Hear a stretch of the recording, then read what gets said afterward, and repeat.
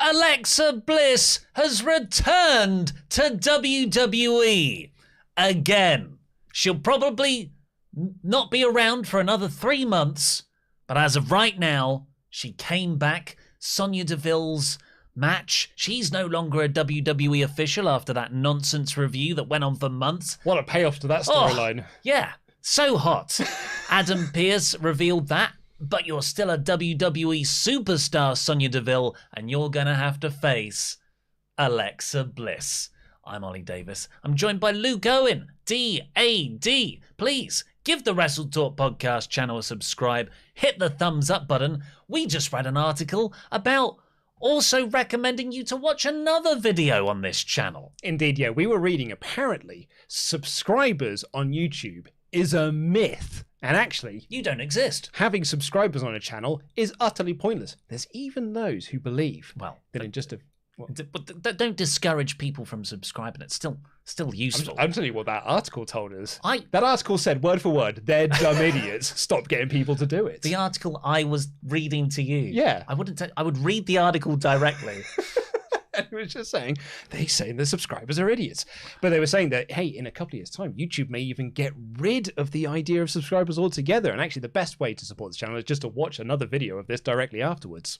Yeah, so if you haven't watched the Backlash review, I guess go watch that now. Now? Well, once this is done, stay here. Then watch that afterwards. This is a difficult thing to juggle. But also, send in an Ultra chat to wrestletalk.com/support. We'll read out every single one of them, over $5 by the end of the show.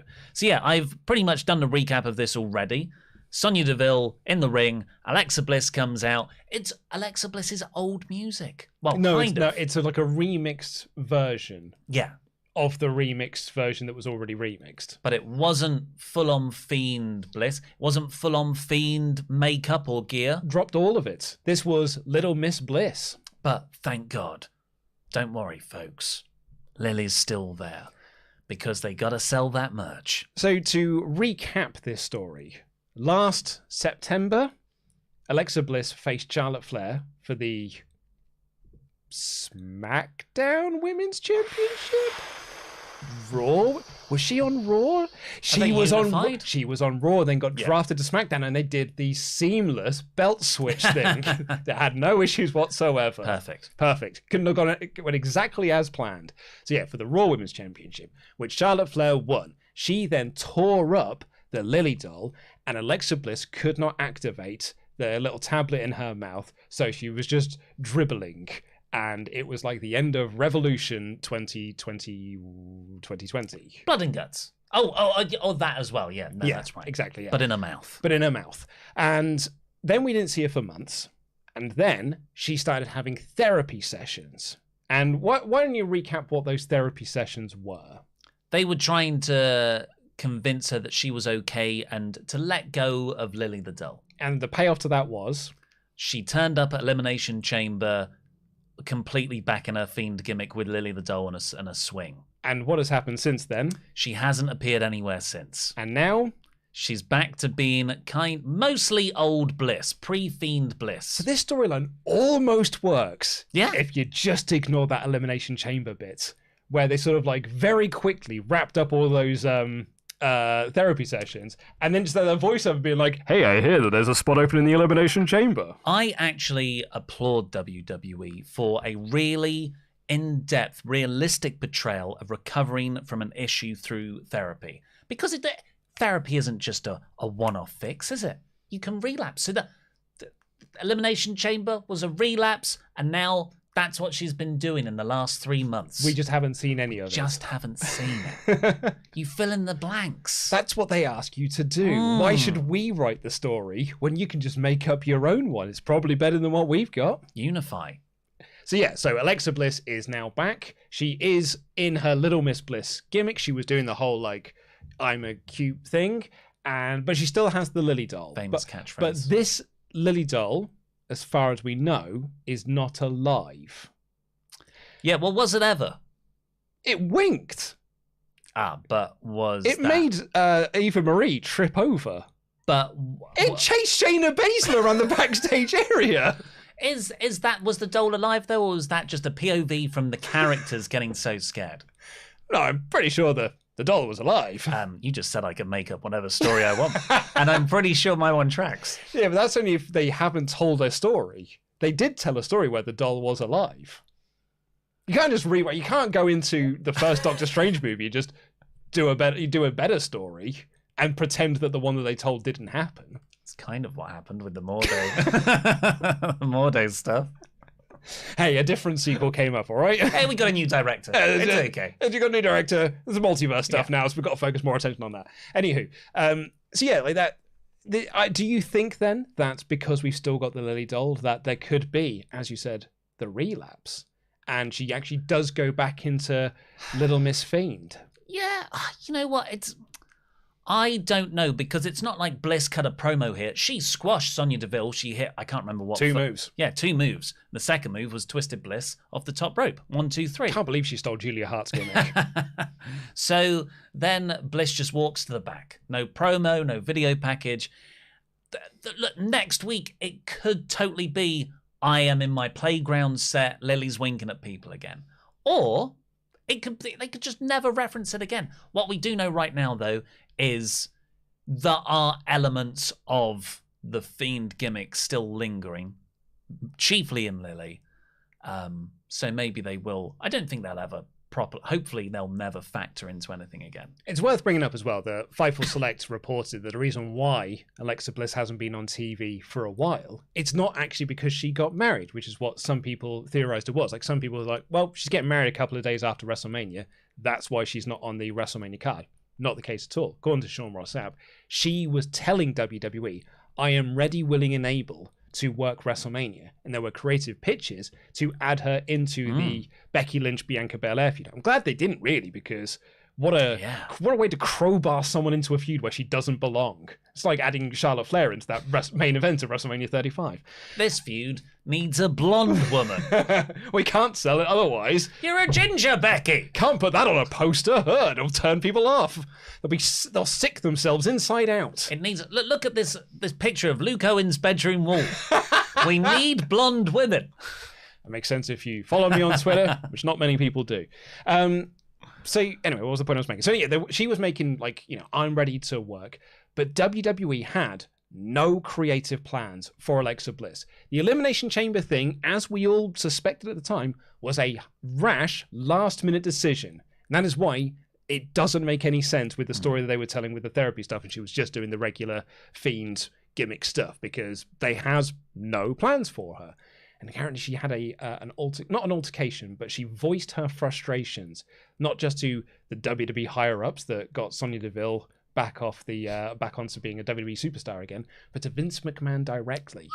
And yeah, they've just apparently had no creative pitches for her. So this return actually completely makes sense, that there was no big video package for her, no promo afterwards, no actual storyline development, because I'd imagine they woke up and one was like, oh, we need someone to squash Sonya Deville.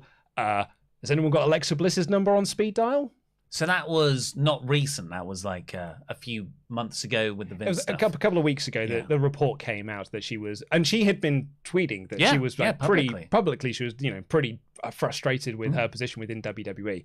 So yeah, my guess is, like Ali a couple of weeks ago, this was a last-minute decision. Apparently, like with Mustafa Ali, Sean Ross Sapp knew of his creative plans before Ali did. Well, she's back now. Let's see what comes of it. But I think most people who watch this show regularly only really want to hear from one person right now. Before we do you want to talk about Sonya Deville? No, well, we already kind of have. Sonya Deville was fired from her position by Adam Pearce. She is now just a competitor again. Do you care? Do you care? Not really. It was no. No, got nothing else you want to. No, cool. Well, I mean, cool. Let's move on. You? No, not really. Yeah. No, I was just curious, I think people come to this podcast to hear what our takes on storylines and stuff. Well, I don't see her doing anything, but I didn't like her role beforehand. Yeah. So Mr. Kajili, CJ Lilly, however it is, he is an Alexa Bliss superfan who has been messaging in for years, probably, to this show, always about Alexa Bliss. Alexa Bliss hasn't been on the show for 3 months, and he will still every week talk about Bliss. On AEW podcasts, he will bring up Alexa Bliss, mostly shouting at Julia Hart, accusing her of stealing Bliss's Fiend gimmick. Yeah. In CJ Lily's world, Alexa Bliss is Poochie. Whenever she's not on screen, people should be asking, where's Poochie? CJ Lily loves Alexa Bliss. So let's see what CJ Lily says. That's better. Alexa Bliss, welcome like the megastar she definitely is. It's like when Anakin shows up in the Clone Wars, the star of the show is back, Raw has its star power back, WWE has its main attraction back, and like your GM, Alexa is back. Feel the fury. Like your GM? I don't know. General my GM mode? I do have Alexa Bliss on my roster. She's my champion. I can't get the smacking belt off of her. There you go. Like your GM. Okay. Alexa is back. Feel the fury. And I'm trying to get the belt off of her. Well, so that was my first thought. Was Chris. Bliss came out, and I thought, good for CJ Lily. I had the same thought. Is it, like last week when Julia Hart was on Dynamite, my thought was, oh no, poor Chris. This week it was like, hey, good for Chris. He's got what he's wanted, and this shows you, the sort of the power of being a fan of someone. She did diddly dick on this show, and it ultimately means nothing, and yet happy as Larry.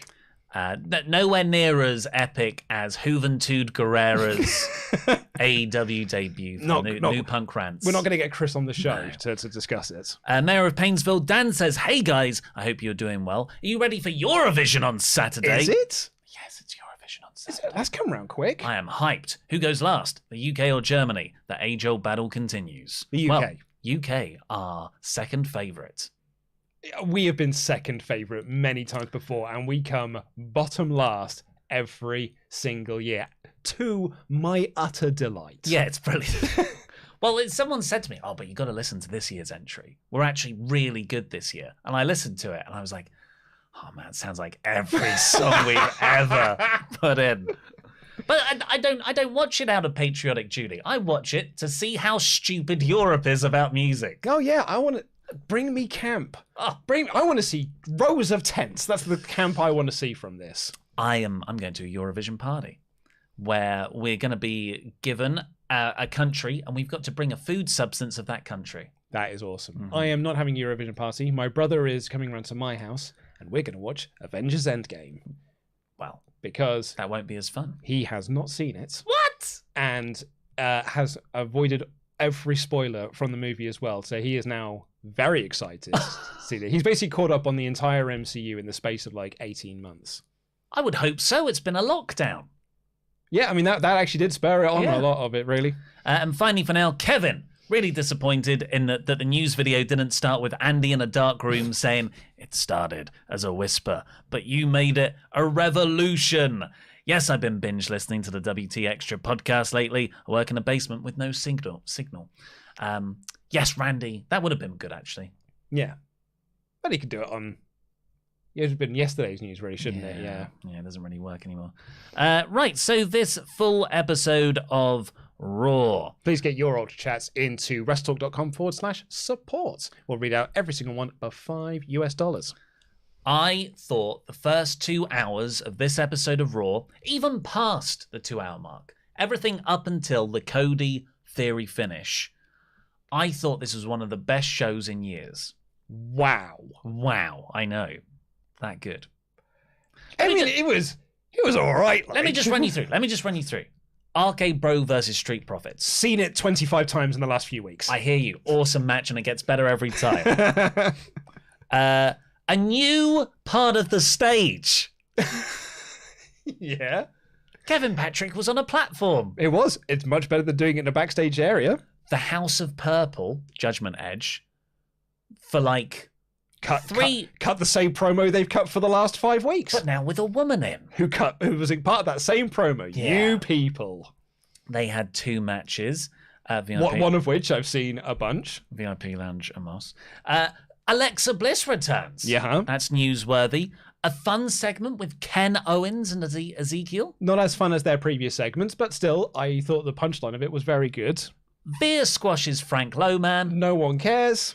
And Cody versus Theory had an absolute banger that I was really into. That everyone knew the finish of. Apart from me! How did you not... Honestly, listening to your and Andy's review yesterday was the most infuriating thing possible. The pair of you were just like, well, I think that really does put a line under the Cody-Seth feud. I'm like, Cody cheated to win. Seth has now got all of the ammunition he... It's not even about heel turn. It's just Seth's now got the ammunition he needs for a third match. The first time I was unprepared. The second time you cheated... So now we need to have a third match where I can finally beat you. Why don't you want me to be happy? Because you're wrong. I enjoyed this episode. for 2/3 of it. Yeah, and it's not wrong to like this episode. I just wanted to highlight to you that this was not one of the best shows. It was on its way. But it really wasn't, though. It was on its way to being as good as the previous few weeks have been. It opened with RKBro coming out, fresh off that momentum of losing, and Randy Orton, most over guy in the company, and they said, and I was surprised by this, we're still going to unify the tag titles. So, I mean, how did this not drive you mad? Was in a good mood. This company. Maybe that I was in a bad mood morning. I was in a really bad mood this morning, and I don't think this particularly helped because to recap the story thus far, Roman Reigns told the Usos, "Hey, go to Raw and unify the tag belts, just like I unified the world titles." So the Usos went to Raw and set up a match to unify those tag belts. Then Roman Reigns decided, no, I don't want to unify the tag belts anymore. And we're just going to have a straight 6-man tag that they won. And then Randy Orton and Riddle came out on this show and were like, we're going to unify the tag titles. I'm like, why are we going back to that? We just decided we weren't doing it. It's a great story. Why not go back to it? Just do it at fucking Backlash. Sorry, I didn't mean to do that. I've got to edit that out as well because I'm editing the podcast today. I tried to self-censor myself then and I couldn't. Oh my God. You kind of weirdly did. It's almost like you said it in reverse. And then just said it. So, yeah, Randy, there was a weird line here. Not weird because I think it does fit with the characters. Riddle goes, Randy, dude, he's going to go to SmackDown by himself. Which I saw for the last 4 weeks when they were setting this match up previously. But he doesn't need me, that's cool. So, Riddle's happy to do anything, right? But I think if we watch this back in a year's time, after Riddle has turned heel on Randy, there's some substance here. I want Riddle to turn, is what I'm saying. I thought you said you didn't want this tag team to break up. No, I never do. But when they do, it should be Riddle turning on Orton. Absolutely. I think turning Orton heel, we said this before on the show, but I think turning Orton heel at this point is an absolute disaster. So the Street Profits came down and they're like, hey, you need to focus on what you've got right in front of you, not SmackDown on Friday, because we're having a match for the Raw Tag Team Championships right now, smoke. And then Riddle said, awesomely, you want the smoke? Well, let me just say, RKBro 420 just smoked yo asses. Weed. Yep, weed. That was different. Okay, 4 out of 5 show. He's got a catchphrase. On its way to the best show of the year. People, just going by the comments on videos, people love it. People love weed. When the numbers 4 and 20 are next to each other. Oh, yeah. But it's a big day. Sometimes when I used to do the Raw in 4 minutes, I would clock in at 4 minutes 20, and people would react like they've just found the face of Jesus in a slice of toast. Oh my God, it's 4:20! People sure do love their weed. They do like it. Anyway, this match was so good, I legit thought the belts were changing hands.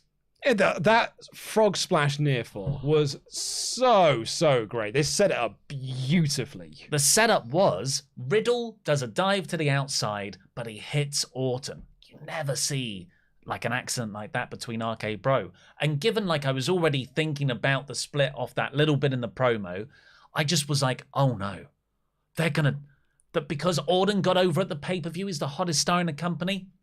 They're going to split them up. They're going to put Orton going for Reigns' title. Riddle, they're going to lose the belts here. And I was so worried that Montez Ford frog splash, oh my God, then a kick out, great. But then I'm still like, but it's still... And then Montez Ford went for another frog splash. Riddle hit a picture perfect RKO. Randy looks so happy. brilliant finish. Excellent finish to what was an excellent match that I have seen already enough times this year. I mean, like, yeah, I don't really want to see RKBro and the Usos have another match because I've seen that match a bunch of times over the last few months as well. Alpha Academy, fresh match. Oh yeah, might as well. Who else is there? Dirty Dogs. Yeah. Are they still in NXT? No, they're not. Because Dolph dropped the title back on Raw. Oh my God, that happened. I was like, what episode of NXT was it? Nope. No, it was on Raw. No, you'd think it would happen at the NXT pay-per-view, but they didn't. They just did it instead on Raw. Well, I really like this. Great match. I liked it too. Then we got the new interview area. Big pop from me. This is so much better than I mean, it's no different to a backstage interview. It's a front stage interview. It's totally different. But doing it in front of the audience, I mean, by that, it's the exact same verbiage that he would have said backstage.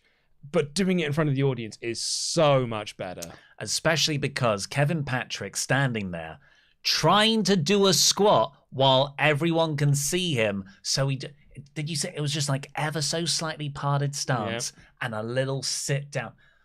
He must have incredible core strength. Either that or his thighs are incredible. Speaking of, Theory came out for the interview here. Mm-hmm. I thought he cut a good promo. Totally fine promo. So that was about beating Cody later. Then we got a big sequence of segments with Judgment Day. Judgment Day come out. It's the Judgment Day. It's the Judgment Day. With Edge, Damian Priest, and new member Rhea Ripley. Edge cut the You People promo, which we've heard. Rhea Ripley cut the You People promo that we've heard. It gets heat, but it's cheap. And ever since you said last week, you feel that this is beneath them. And I was like, but it works. I think you've incepted me. And now I'm like, I think they're better than this. I think they are better than this. And I think the group doesn't make any sense to me. Because, you're either bunch of people who think you can be better than that. I love the idea of, Edge said about Rhea Ripley, I gave her my Hall of Fame wisdom that she was being kept down by this tag team, and I was the man who split up your favorite tag team. I think that is all brilliant stuff. But then they're also purple magic. And I think if you removed all the purple magic stuff, this group would actually be really, really strong and really cohesive. And they look wicked standing next to each other as well. And Edge has got a new haircut and stuff. They look so cool as a team. But much like House of Black look really cool as a team, their stories have been bad. Oh, I think that's been all right. Targeting AJ, targeting the same body part that Edge... That's one tiny element of what has been one story since Edge turned heel months ago. Well, now there's a Finn. It's totally different because they keep adding new people to the same story. So you're saying it's like the Jamie Hayter and Tony Storm interview segments. So they also did have a bit of substance to this. Edge explained that it was him influencing Ripley's heel turn. You'll be pleased to know that the chat is still talking about 420. Can't believe I said the numbers. Priest screamed at the crowd to rise. And they did. A few of them did. Yeah. I thought that was cool. He's so much better now than he was before. So's Rhea. Rhea's promo here was so much better than any of the promos that she has done since coming up to the main roster. Yeah, that's a low bar. Isn't that what we're judging? Yeah, I guess so. But crucially, Edge said this isn't a team, it's a movement, and he's not done recruiting. So Liv Morgan, and this was a stupid thing, when a babyface enters any one of these segments, pose, smile, high five fans, then get mean and come down to the ring. So that was Liv here. She had a match against Rhea Ripley. I thought a pretty decent match, but I was just like, don't do this match yet. I was also surprised the crowd weren't really into it either. You'd have thought they've been told a fairly, good story here with Rhea turning on her. But I guess it's just because people weren't given much of a reason to care about the team to begin with, other than people really like them. Edge said they're our favourite team. Well, now that he said that, I guess so. But I thought the crowd were remarkably quiet for this, particularly for Liv's comeback. I was just surprised at. I thought the crowd would have been into this more than they were. But it was just Rhea Ripley dominating, which is the perfect story to tell because Rhea's newly in the group. She should get the dominant victory here. That's what they gave. It sucks that it's the hand of Liv Morgan or the expense of Liv Morgan because you could have built this up to be a bigger match. But I think it was completely the right decision. Yeah, definitely. Ripley made her tap in the standing cloverleaf, sort of the most definitive way for a babyface to lose other than saying I quit. But yeah, I just Ripley definitely should have won, definitely should have looked completely dominating, but just have her squash a local competitor and then Liv comes out. I want a match. No. You draw that out and then you have this match later down the line. Well, Brian Alvarez made a very interesting point on the Brian and Vinny show review of Backlash, which is that you could have stretched out the masked person storyline for weeks because the commentators did such a good job of just like, who is that guy? Who is this guy that's doing the attacking? That human male man that is in the ring, and then they do the big reveal that's Rhea Ripley. You could have spun that out for weeks.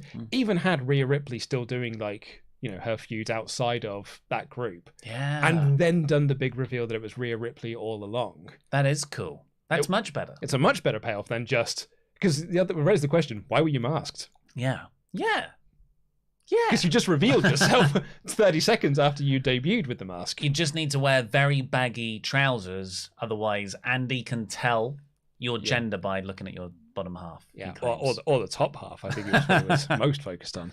I thought it was quite clearly Rhea Ripley because I think she's 1.5 feet taller than Tommaso Ciampa. Yeah. Well, he could have been wearing platforms. Have you seen Terry's got the new Converse that have got platforms in them? Apparently all Converse All-Stars now have platforms in them. How many platforms? I don't know how many platforms, but hers are way thicker than mine are. Everyone's got platforms. Converse. Super Mario. Kevin Patrick.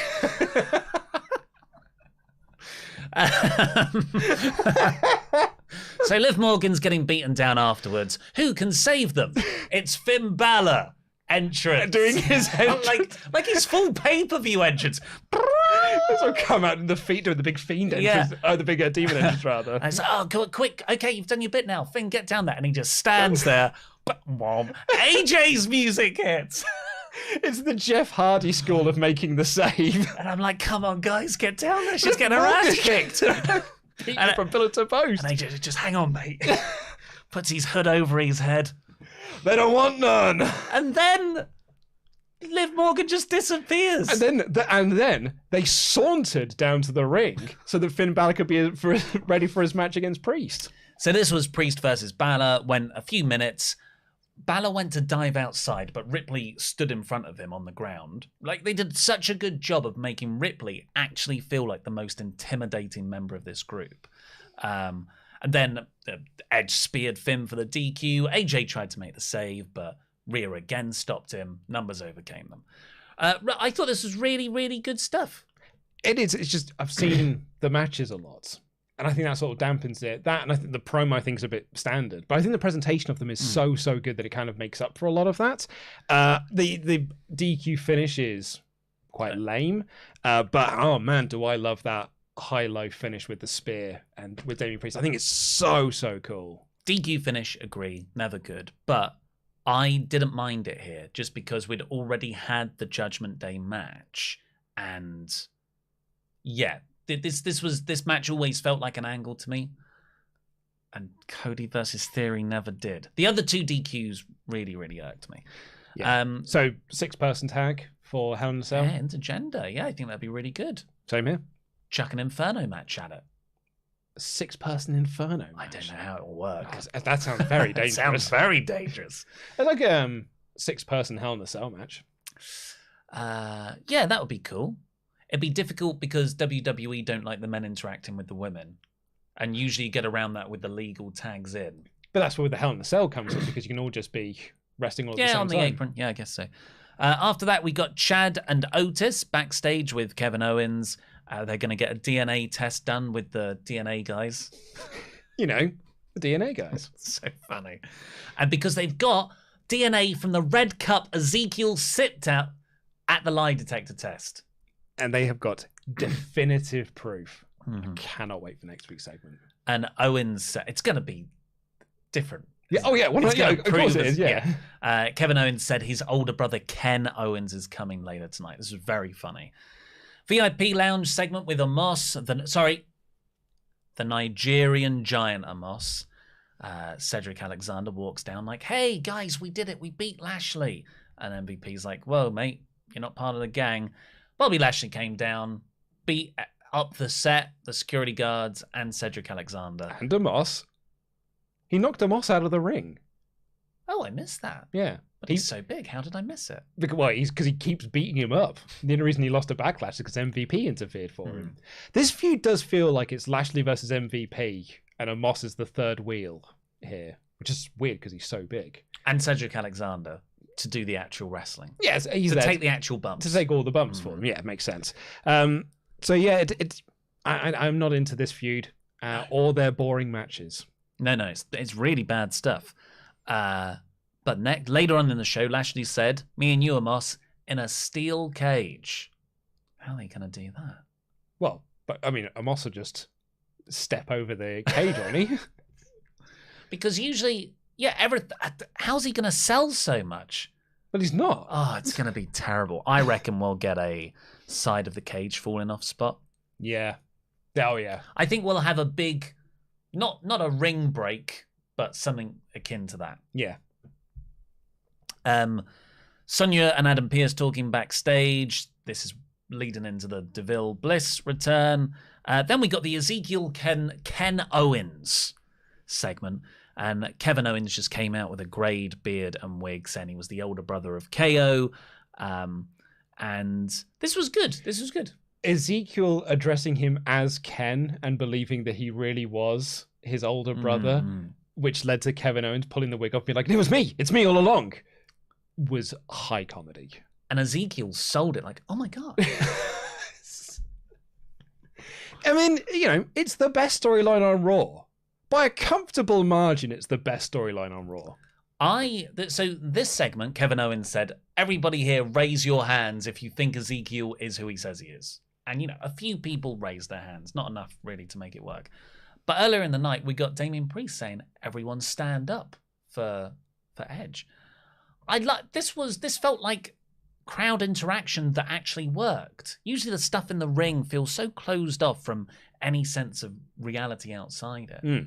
I appreciated those two moments. Yeah, I thought this was a very, very good segment. Alpha Academy came down. Everyone beat up Ezekiel. Pearce gave Asuka a championship contenders match backstage. Becky was annoyed, saying that she didn't even get the win last week. Great point. Liv Morgan got the pin. Excellent point. And then Asuka said, you say you're a mum, but you're a baby. Wow. I do like how sometimes WWE just script their characters to say, the writing here is terrible, and I think we should highlight it's really bad and makes no sense. Yeah. This is great. Imagine if, a character stood up in the MCU and just went, "This makes no sense." Oh, you mean Deadpool? And no one likes Deadpool. You don't like it. It's true, I don't. Veer took on Frank Lowman. He was sort of a big guy, very dissimilar to the usual fodder for Veer. And he told Byron Saxton he's got to do this for his wife and 3 little triplets. And Veer destroyed him. It's good to highlight that he said 3 little triplets. Yes. Because if he'd have said triplets, I'd be like, I don't know how many that is. Well, he's got 9 kids. Exactly. It's what I think he said. Veer wins. Yawn. This storyline. Where are the Mysterions? Yeah. What happened to them? Well, I don't know. You sort of assume, don't you, that, stuff... because there was a pandemic. When anyone missed, like Sonny goes missing from TV. To miss a month and a half of TV. Well, you don't know how bad people get it. I suppose, yeah. So I don't blame any companies for sort of dropping stuff like that. We did actually have an email in about Veer's move, the cervical clutch. This comes in from Denny, who says, can I just say that the cervical clutch is simply being pronounced incorrectly by the US commentators. The top of the spine, where Veer twists his opponent near the 7th vertebrae, is called the cervical. So it's pronounced cervical. Cervical. Cervical. So it's the cervical clutch, not the cervical clutch. And the lower area of a woman is called the cervix. When put into medical context, it is pronounced cervical. So yes, so it should not be called the cervical clutch. That is referring to the cervix. The cervical is what Veer is doing. Cervical. Cervical. Is that what Lacey Rose was doing in her promo later? Yeah, for whatever royal car. I don't know. So for background, I am currently an EMT for the ambulance service, so if Pete wants to ask his partner for confirmation, I'm sure she will agree. Thanks again, play Mega Drive. Cool. Well, thanks very much for that email. Thank you. You always learn something here on the WrestleTalk podcast. Kevin Patrick interviewed Cody Rhodes in gorilla position, and Cody said, well, I consider the chapter with me and Seth Rollins now definitively closed. Look, I love you for a lot of reasons, many of which have been covered on this show. But your optimism about this is one of the biggest things I've ever loved you for. Like looking at the match they had at WrestleMania Backlash and truly believing that he was done with Seth Rollins. Considering that when this match was announced, I got a bunch of people tweeting me and stuff, and you look at the comments being like, right, so that's ending in a DQ then. Every single person on this planet saw this match announced and was like, well, Cody sure ain't winning and Theory sure ain't losing, so I'm going to guess Seth Rollins caused the DQ. Yeah. Well, I've even written it here. So Seth's costing him the match. But then the match they had, I thought, was so good. Cody got like loads of pyro on his entrance. He always gets loads of pyro. He got that for the Miz. More pyro. Like he got two separate layers of pyro. Theory looked great. I thought you had the whole show was built up to it. By this point, we had 2 interview segments building up to this match. It's because the chat's still going on about it. It's just to clarify. 420. No, they moved on to the Deadpool thing now. Oh, right. I was joking when I said no one likes Deadpool. I think that Deadpool is fine in very small doses. And I think he had his peak in 2008. And I think most people should probably move on from it now. I thought this was the sort of match Cody excels at, getting over the other guy. Theory got a lot of this match, but Cody in his selling, he'd always keep trying to swing back. I really liked the match, and then they cleared the announcers table, so that was set up, and no one went through it. Commercial break, come back. I'm like, where are they going with this? Are they just going to put the belt on Cody? I really got into it. I really like Theory. I thought Cody was great here. I thought we were going a new direction. I was excited. And when Seth Rollins came in, I don't know why, but I haven't been this annoyed at a match finish for quite some time. Yeah, and it's surprising considering that everyone else saw it coming. But I love the fact that you didn't. And it is disappointing, but man, Cody Rhodes really is back in WWE, isn't he? Just 3 pay-per-views on the bounce having the same match. And it's a shame as well because this match was really, really good. And it's that classic Cody match as well of making the younger guy look awesome. It's what Cody did so great in AEW. This was an awesome, awesome match. But I never got fully into it because I was just waiting for Seth to come down and cause the DQ. Maybe it's because I was enjoying the show so much already. I thought it was going to be a good thing. And it nearly was. So I guess, we're getting Cody, Seth at Hell in a Cell in Hell in a Cell? Yeah, I guess so. 3rd match between them. That Cody has won 2 of. Yeah. And you'd expect him to win the 3rd. Yeah. Because if you're building Cody to Roman, then you don't want Cody losing on pay-per-view. But are you going to beat Seth Rollins 3 pay-per-views on the bounce? I mean, they did it for Randy Orton, I suppose. Yeah. So, and wins and losses don't matter until they decided that they do. On the Money in the Bank promo, they aired the same Money in the Bank promo from Backlash, where Cody said that the winner of Money in the Bank gets to main event WrestleMania. Dave Meltzer on Wrestling Observer Radio said, I've asked around, no one knows. They haven't decided yet what Money in the Bank gives you, whether it's just regular Money in the Bank or it is going to be for the main event of WrestleMania. A decision has not been made, but the promo was shot, So they're just using that promo until they've made a decision. Fantastic. Well, they've got 2 months to make this call. It's not till July 2nd. Yeah, loads of time. Loads of time. That is long-term booking for long-term booking. Mm-hmm. After that, we got Sasha Banks and Naomi taking on the new team of Nikki, A.S.H, and Doudrop. Heels didn't even get entrances. No, but Doudrop was doing really well. Nikki tagged herself in, got cocky, and lost the match. And Doudrop was shouting at Nikki afterwards, saying, like, you need to get serious. And then The Miz came down in a referee shirt, and I thought, what's happening here? But simply because Doudrop and Nikki A.S.H looked up at The Miz to be like, what are you doing here? Yeah. Yeah, it was odd. I at first I thought that, crikey, we're splitting this tag team up already. But it's actually just Doudrop. It's to drop the Nikki A.S.H gimmick. Hopefully so. Go back to being, I don't know, Nikki Cross maybe, or something. Probably just Nikki. And if Doudrop could drop her name as well, that'll also be great. Well, I was going to say, if I was Nikki, I'd say Pot Kettle Black right now. Yeah. Doudrop. I've got high hopes for this team because both of them are so good, and they could do with a really good tag team in this division that feels legit. Yeah. That's not just Natalya and whoever her best friend is this week. So yeah, I'm excited for this.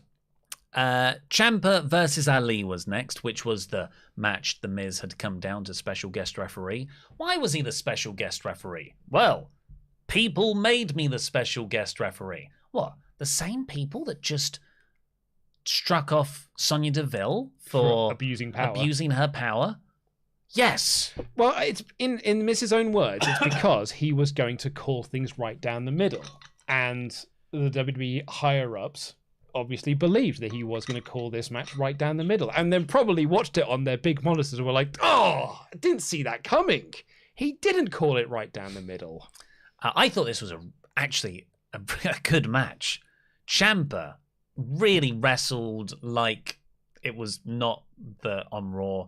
He sat down on the announcer's table, did the applause. He did all of his Johnny Gargano 35-minute spots, but in a 6-minute match. Yeah, I'm pretty sure at one point they exposed the concrete. Exactly. They did a brain buster on it. He was awesome. Handcuffs came out. He was like so awesome in this match. Like, an NXT main event, but condensed down. It's a shame then that Mustafa Ali pinned him like 12 times in this match because it didn't make Ciampa look any good. The Miz went 1, 2. It was a slow count, so Ciampa kicked out. And then Ciampa won with a reverse DDT and a Miz quick counted. So right now, this is all kind of part of the US title picture, I would say. You've got Theory, Miz, Ali, and Ciampa. I don't know where they're going with this, but at least that is a mid-card. A solid mid-card as well. There's 4 good names there. And maybe if the reports are still true, Ciampa, this is just a way to get Ciampa into Judgment Day. I like the idea of Ciampa and Priest as the tag team. Yeah. Rhea Ripley with the Women's Championship. Edge going after all the golds. Yeah. I think that's really nice. Lacey Evans told her backstory again. The same thing we saw on SmackDown. In front of Cody Rhodes' tattoo, I believe. What was that all about? It was the Nightmare Family. Yeah. Yeah. So, have we just not known that the Nightmare Family emblem is a US military thing? I thought it was a Decepticon thing. Are you trying to say that the US military are the Decepticons? They might have been infiltrated. Lashley challenged Amos to the steel cage match. We had, Becky Lynch then made her entrance, and we had about 4 backstage bits, as is their way. R-Truth served Reggie with divorce papers. Akira Tozawa ran away, so he didn't get served. I genuinely think Tamina is doing the best work of her career right now. This is way better than any of the wrestling that she has done. So yeah, I didn't hate this at all. This storyline has not gotten any better since the wedding, which really was the peak of this. But yeah, Tamina and Dana are now best friends apparently. And the main event was the championship contenders match of Asuka versus Bianca Belair. Becky was out on commentary. It went like 3 minutes, and Becky just caused a DQ by tripping Bianca Belair and then throwing her into the steel steps, I think. And that was it. It was a really lame finish, and then she took out Asuka, and then she backed up the ramp. Yeah. That was it. Yeah, disappointing. Really, really disappointing. And it's a shame as well because like my notes that I had for this were nothing but positive. Because right at the start of this show, they were showing, what's the really big storyline coming out of WrestleMania Backlash? Oh, it's the Bloodline winning over RKBro and Drew. And I was like, well, that's a shame because 80% of this match is not on this show. And then all of that stuff's done in the opening segment. And I was like, well, that's probably going to leave Raw slightly open. But I think it's a testament to how good and how big time, no pun intended, Becky Lynch, Asuka, and Bianca Belair feel as this really, really strong trio of, holding up this women's division on their own. So great. To then just have this really lame 5 minutes, crap, the third DQ on the night as well. And just almost, it ultimately ends to nothing. It's just a bit of a shame, really. The main event was definitely Cody versus Theory. And they build it up as like the end of the second hour main event. Yeah. Definitely going to have a clean finish. Yeah. But yeah, really credit to WWE. This is the second week in a row that the women have main evented. And look at that division on Raw. SmackDown's really got nothing apart from Ronda now. Yeah. But you've got this Nikki Doudrop tag team in the singles division alone. You've got Asuka, Becky, Bianca. Bliss is back now. Bliss is back.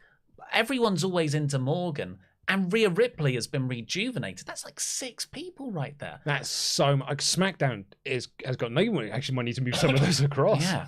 So, yeah, that was good. But this angle, rubbish. Overall, I think I gave it 67%. Which is one of the highest. It was the second highest score for Raw this year. Looking at the community poll, it was a 3 out of 5 show. 56% voted it 3 out of 5. I'd have already given this 3 out of 5 as well. 14% said 2 out of 5. 13% said 4 out of 5. So if you take my 67%, add it to Kurt Angle's 2/3, whatever, because he's not going to try. 67% to me is sort of 3.4. So it's very close. On my Games Master podcast that I do a podcast about a TV show from the 90s about video games. Go and check that out. The magazine kind of rule of thumb that we have for the Games Master magazine they had was 75% was a solid recommend. So what you're saying there with your score is that you wouldn't actually recommend anyone check out this episode. Not at 3 hours, dear God. It is too long though, isn't it? But if this was a 2-hour show with a clean finish, I would have watched this episode even if I didn't work here. Strong praise indeed. With several caveats, I would have watched this show. Let's before we get into your remaining Ultra Chats, get those in at wrestletalk.com/support. By the way, let's say a big thank you to our wonderful Pledgehammers on Patreon who have donated $25 a month or more. Indeed, we've got some amazing stuff over at patreon.com. Let me hit that Hall of Fame music. We've got some amazing stuff over on patreon.com currently right now. Myself and Sullivan Bo Brown reviewed NXT TakeOver Dallas. I think the results are now in for the next episode of WrestleTalk Extra. It's me and you, hopefully so again, reviewing Judgment Day 2002. The show that stopped me watching wrestling until I went to university. What happened? It's the one where Hogan wins the belt. Right. Oh, wow. And it wasn't even the fact that Hogan won the belt. It was just all my faves had gone. And all my friends had stopped watching as well. But yeah, so very pivotal. It beat out a very strong contender. I can't remember what it beat out now. But yeah, so I'm really looking forward to talking through that with you. Well, let's say thank you to our $25 a month or more backers. Get off my plane. There's something wrong with the left phalange. Phalange. Phalange. It's a Friends reference. Oh, right. Starbucks, Stephen Costa. Oh, Kingslayer. Rue the Day, Ruari O'Brien Kelly. The Knight Rider, Kit. Hannah A, Baby. Vito Ventura, Pet Detective. Ari and Shifra, The Booze Awaits. Who Wants to Walk? With Daniel Elias Chrysler. Have a Glass of Sherry, Martell J. Simmons. Michael Jensen Radio. And lastly, for this Hall of Fame class on May 10th, 2022. This is some kind of Patreon shout-out. Nate dropped surname. Thank you very much. Go to patreon.com/WrestleTalk to see how you can get your own shout-out. Indeed, yes. But, here on the WrestleTalk podcast, we like to deliver the goods. And we like to really bring in the big guns for this podcast. Last week we had SP3 as a special guest in for the final portion of this show. And, ladies and gentlemen, it is now time for my guest at this time, the latest signee for WrestleTalk. It's Social Media Abbie! Yeah! Come on in, Abbie. Abbie's going to join us for the last portion of the show. Let me set your microphone up. Thank you very much. Look at this speedy transition into a three-person set. I know. We're so quick at this. Hold on. In you come, Abbie. I'm in. You're in. I just need to turn your mic on. Hold on. Okay. Lovely. Oh, squeeze round, everyone. You've got it. You've got it. We're in. You're in? We're in. Hello. Abbie's here, everyone. Hey. Hi, Abbie. Creaky chair. How was Hello. drafts? It was lovely. Yeah. Wonderful time with Have a nice Laurie time. and Sully. Yeah. Good. Hello. Cool. There's your microphone. Right. As seen on the Drunk podcast. As seen, ready for some more Eurovision chaos. Are you having a Eurovision party? No, I'm just going to watch it at home with Charlie. Hello, Charlie. Who are you rooting for? It's got to be Ukraine. I feel like if There's I say only one anything winner other this than year. Ukraine, Yeah, it probably is going to be them, isn't it? Yeah. So Dan asked earlier, is it going to be the UK or Germany coming last? I reckon it's going to be a close one, but we've got TikTok sensation Sam Ryder. So whether That's we why get we're the second favourite. Yes. Because of the TikTok generation getting it. I mean, because TikTok generation are quite famously massively into Eurovision. Social media. This is a social media tip. Are you Gen Z? No, but you love the TikTok. No, You love but I everything love the social TikTok media. and I love the Eurovision. So Maybe I'm completely wrong on this. I don't know if you know this, but I hope you don't, so you can get angry. Australia are in Eurovision permanently now. they're part, Well, of, they're the part of the Commonwealth. Yeah. But Eurovision isn't a Commonwealth thing. No, but that's all right, isn't it? Nice. It's fine. Yeah, no, I like it, but I thought you would be annoyed. Why would I be Because annoyed? they're not geographically in Europe. Neither's Russia. They are, but geographically I think they are, but politically they're not. But no, they're not part of the European continent, are they? I think they are. Are they not their own continent? I think They're so massive. I think like a bit. I think a bit of it is. just Kiev. Just a little bit. So let's talk to Mr. CJ Lilly again. Now time to book her correctly. This is Alexa Bliss, of course. Have her win a few matches, build her up for a win at SummerSlam. Just have to say, what's the point of SmackDown's division now they have to have Bayley, as who else is there for Ronda now that Charlotte is gone for a while? Jam that jam. It's an excellent question. SmackDown is really lacking in its women's division. Maybe it's time to build up some of those stars that they brought up from NXT, like Xia Li, like Shotzi Blackheart, like Aaliyah. Maybe it's time to do something with them. Raquel Gonzalez. That'd be far too sensible. Yeah, Raquel Rodriguez, is that her name now? Rodriguez. It is Rodriguez, right? Rodriguez, Yeah. I think move some people over. Move Bliss over. I think would be fun. Mm-hmm. Charles Berg. Are those tiny little videos on the news CBW teasers? I couldn't possibly say. Don't know what you're talking about. No. What? Fun episode of Raw. We got an Alexa Bliss return, and then Sonya had a mental breakdown after she lost, which is obviously stealing from Alexa. Joke, CJ, joke. Rhea Purpley. Oh, like Rhea Ripley. That doesn't. That's Things shoehorned in. famously don't rhyme with purple. Is that true? No, it's orange. Yeah, well, that Nurple. Is Nurple a word? Surely Nurple's a word. Is a great fit for Judgment Day. Austin Shoot got to work cool as the Seth Theory match was starting. You mean the Cody Theory match, I guess. Tuned back in at the exact time Seth caused the DQ. Talk about perfect but not perfect timing, am I right? Been a fan for 3 years now. Love all of you guys. I'm a Fandy first and for most. I think Fandy is what Andy's calling his collective. Fans. All four of them. What are you going to call yours? Oh. Fabbies. Yeah. That sounds a bit kitsch, but we'll go with it. We'll go with it till we think of something better. A bit kitsch. Nate S. If they don't get Maury to come out and announce the DNA results for Ezekiel, then what are we even doing? Jerry Springer's right there. He's on like WWE's Speed dial. Yeah. He's still with us, isn't he? Yeah, Jerry.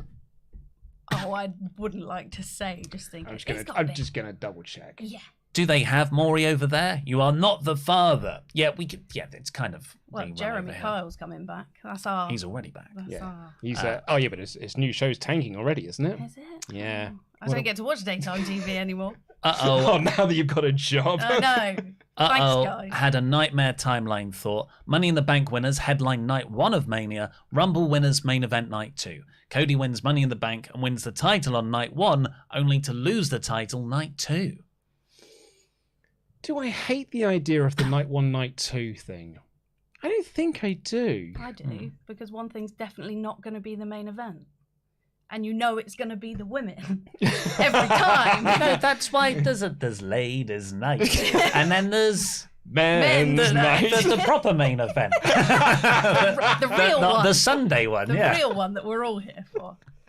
Well, hopefully with Becky and Ronda, maybe that could actually close all of WrestleMania. Mm-hmm. Jack Nichols, Cody versus Theory was pretty fun, as was most of Raw. Alexa is back. Yay. Hopefully they actually have a plan for her this time. Do you think the feud between Moss and Corbin is over? To quote Hulk Hogan, it's not hot. Take care, lads. Who are you going to call? That is in reference to an email that we will get to on the AEW podcast. Will Campbell, I got to say, this is the most bitter I've seen Luke in a long time, lol. Hasn't he been grumpy today? Oh, I didn't want to talk to him this morning when I got in because he looked really grumpy. Luke is never grumpy. I know. I talked about this on the podcast intro, but I was in a bad mood this morning. Yeah. I had a bad trip into work, and I was just thinking about my drive through the Brecon Beacons yesterday and how much I was having a lovely time. It's no Blackwall Tunnel, though, is it? It's not. No, you're right. It's not, is it? Will Campbell continues. Lighten up, Luke. Which is what you say to people who are in a bad mood. Yeah, just lighten up already. Get over it. The show wasn't that bad. Also, Kevin Owens, Ezekiel Elias, and Alpha Academy are doing their absolute damnedest to get the whole Ezekiel thing over, and it's working. They don't even have to try that hard. It's, as I said on the show, comfortably the best thing on Raw. Might be the best thing in WWE et al. Roy Zhang. I have never heard anyone pronounce it cervical. The word is cervix, is the Latin for neck. Well, I mean, we had an EMT say this to us. If Britt Baker told me what a tooth name was, I would not look to correct her because I've heard something else from Latin.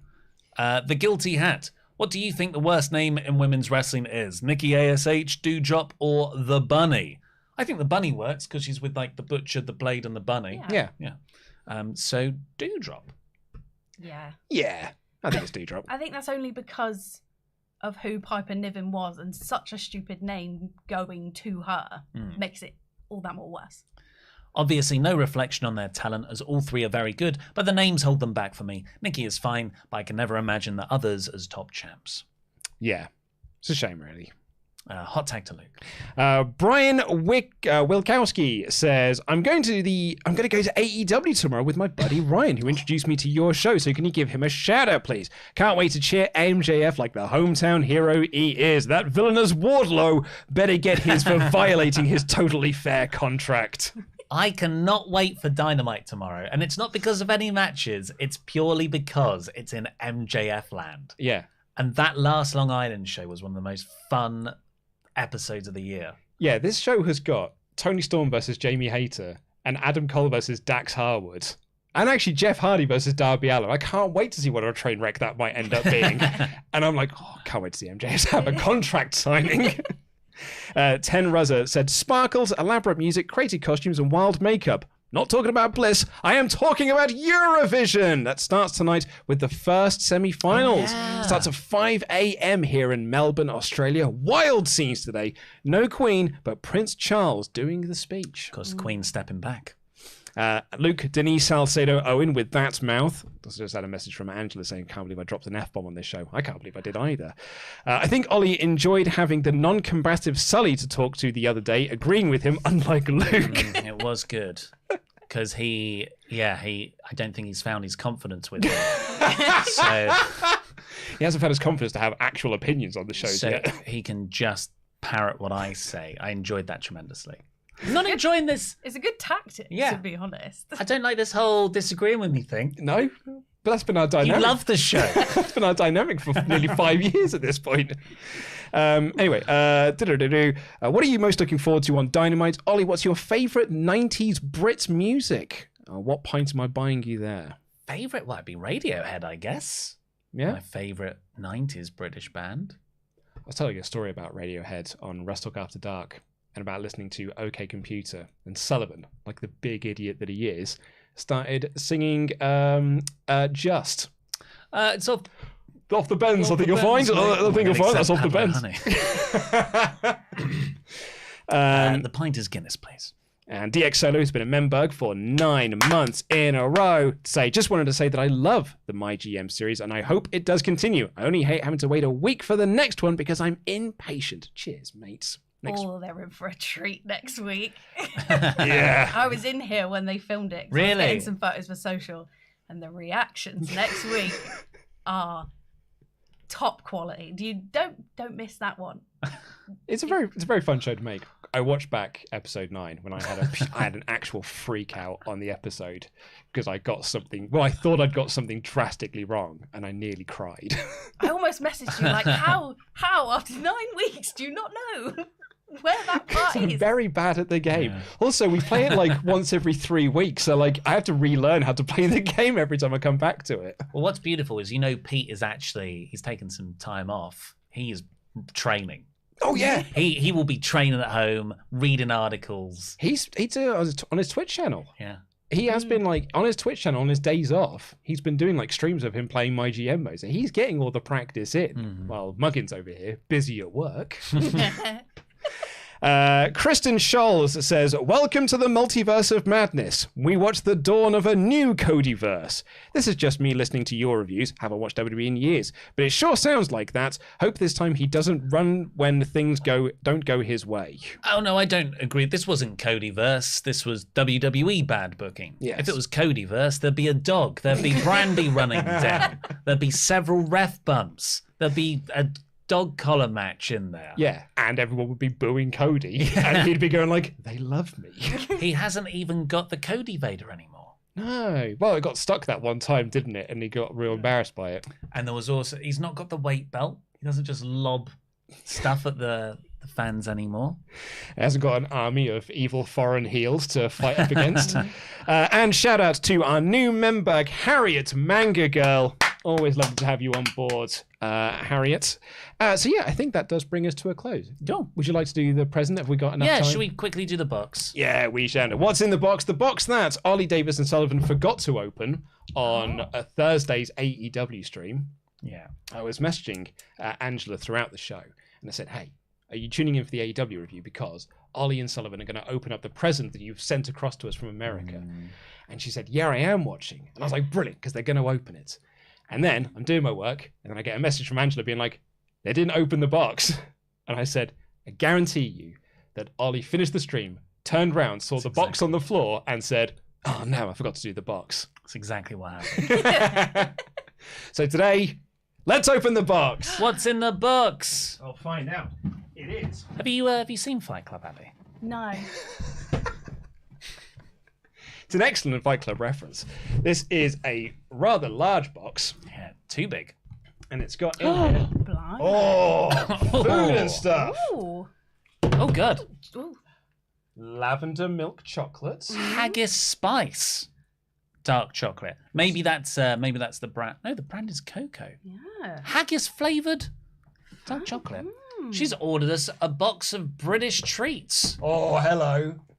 Gin truffles. I'll have some of those, mate. Oh, there's actually quite a lot of I alcohol. sorted you out for the afternoon. Oh my word. There's Alky Mahal in here. Party in the office. God, it's like he's going to pop open it. It could be olive oil. Well, I actually don't know what that is. Muscat Devine? Jans Devines? Meow meow. Meow meow. There's probably a list of things in here that I've got a... Oh, it looks like it's sort of port. packaging stuff. Oh, silica gel. Just so we can tell. Yep, we've got some port liqueur. Oh, there's some Roquefort cheese. some truffle cheese there. Oh, thank you so much, Angela. Thank you, Angela, from Hobby Night. You've seen her. Oh, my hands. Salt caramel truffles. Hands stick of cheese now. Oh, I really do. Whew.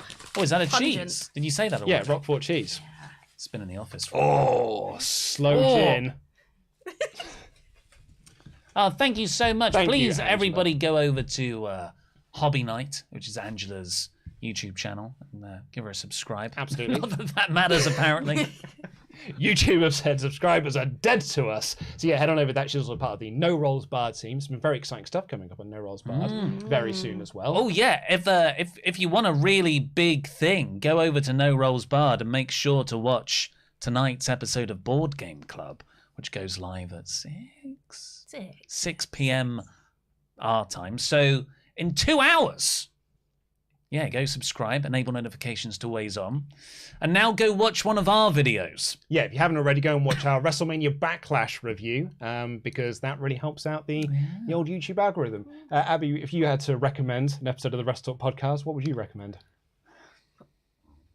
As such a fan of the show. Such a fan of the show. As our brand new loyal employee. Jesus Christ. I believe the July 8th, 2018 episode was a particular good one. Yeah.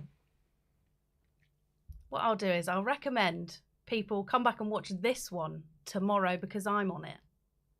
Does that help the algorithm? I don't know. Because they're going to watch tomorrow's video and then come back and watch this video, which is what you want them to do.